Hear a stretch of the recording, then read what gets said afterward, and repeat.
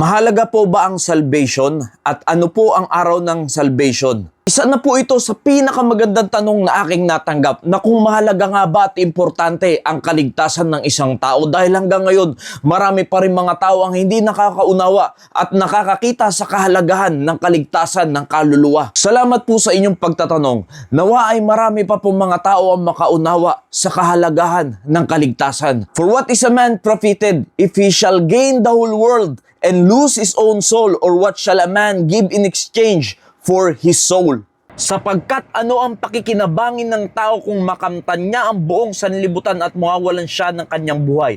O ano ang ibibigay ng tao na katumbas sa kanyang buhay? Alam niyo po, ito yung isang talata na magpapaliwanag at magpapaunawa sa atin kung gaano nga ba kahalaga ang kaligtasan sa buhay ng isang tao. Sinasabi ng Biblia na makamtan mo man ang kayamanan ng sanlibutan, ikaw man ay maging kasing yaman ni Elon Musk, ikaw man ay magkaroon ng mansyon, ilan man ang bilang ng iyong sasakyan, ikaw man ay magkaroon ng tiles na ginto, o kung ano mang kayamanan ang meron ka sa mundong ito, sabihin mo na ikaw yung pinakahayahay na tao sa buong mundo.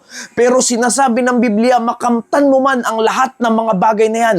Ano ang iyong kahalagahan kung ikaw naman ay walang kaligtasan? So wala pong kwenta ang lahat ng kayamanan sa mundong ito kung ang iyon namang kaluluwa ay mapapahamak. Ibig sabihin, hindi kayang bilhin ng kahit na anong halaga sa mundong ito, anong yaman ng mundong ito, anong meron ng sanlibutang ito, makabili man lang ng kahit na isang kaluluwa, hindi po kayang tumbasan yan.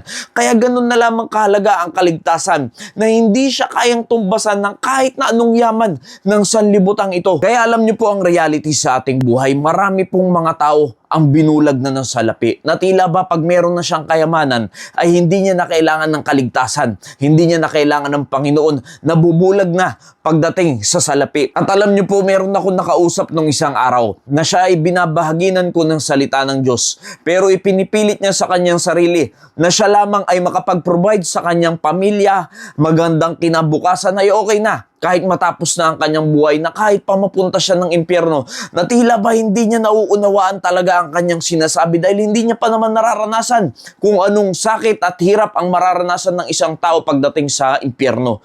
Kaya marami pong tao ay pagka nagkakaroon ng malaking salapi ay hindi na po nila nakikita kung ano ba talaga ang kahalagahan ng kaligtasan. Kaya sinabi rin ng ating Panginoon, napakahirap sa isang mayaman na makapasok sa kaharian ng Diyos. Dahil tunay, maraming mga ganyang tao ay kayang-kayang bulagin ng salapi. Hindi man lahat ng tao, pero marami po ang ganyan ng sitwasyon. Ngayon, doon sa kanyang ikalawang tanong, kailan nga ba talaga ang kaligtasan ng isang tao? For he saith, I have heard thee in a time accepted, and in the day of salvation have I succored thee. Behold, now is the accepted time. Behold, now is the day of salvation. Alam niyo po mga kaibigan, mga kapatid, tulad ng video ko nung nakaraan, ang kaligtasan yan po ay regalo. At malinaw sa talata na ating binasa, kung kailan mo tatanggapin ang ating Panginoong Jesucristo sa oras na yon, sa minutong yon, sa araw na yon, diyan niyo po mararanasan ang kaligtasan ng ating Panginoon. Ililigtas niya ang ating kaluluwa, kaya pagdating ng iyong takdang araw,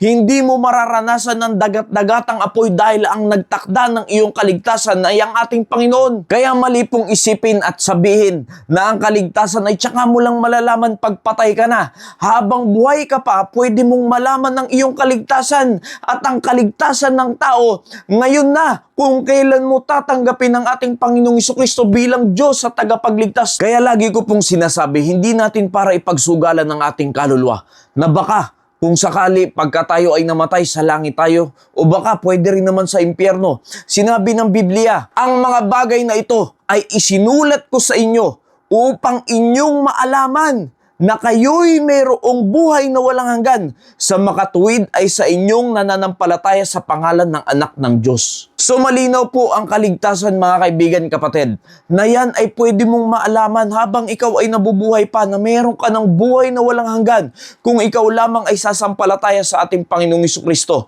Alam nyo, sinabi ng Biblia, lahat tayo ay makasalanan, at ang kasalanan ay meron pong kabayaran. Ang kabayaran ng kasalanan ay kamatayan, at hindi lamang yung pisikal na kamatayan, kamatayan. Meron tinatawag na spiritual na kamatayan. At yan po ay yung dagat-dagatang apoy o yung second death na tinatawag. Ibig sabihin, pagka ang tao ay wala sa Panginoon, hiwalay sa Panginoon, ay mararanasan niya ang ikalawang kamatayan. Ang tanging solusyon lamang, ang tanging makakapagbigay at linis sa ating mga kasalanan, walang iba kundi ang banal na dugo ng ating Panginoong Hesukristo, na yan ay itinapos niya na sa krus ng Kalbaryo. Siya ay nakaranas ng hirap, ng pasakit, ng hilahil. Siya yung pinako sa krus ng Kalbaryo upang bayaran ang ating mga kasalanan. Siya na po yung nagpakahirap at yan po yung regalo ng Diyos sa atin.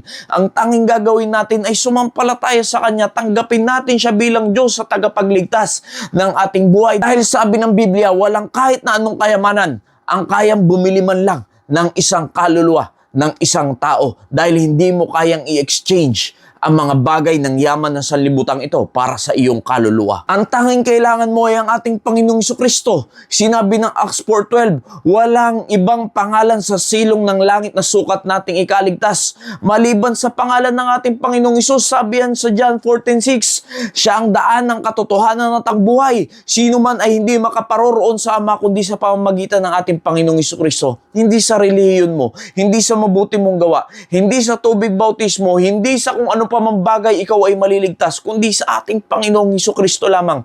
Sumampalataya ka sa Kanya ng iyong buong puso, tanggapin mo siya bilang iyong Diyos at tagapagligtas, at makikita mo yung kapangyarihan ng Diyos ay magmamanifest yan sa buhay mo kung totoo ang iyong pananampalataya. At dyan mo makikita ang tunay na kapayapaan, ang tunay na pagmamahal ng Diyos, at makikita mo ang kabaguhan ng iyong buhay kapag ikaw ay nakay Kristo na. Nawa naging pagpapala po ang mensaheng ito. Maraming salamat po and God bless you all.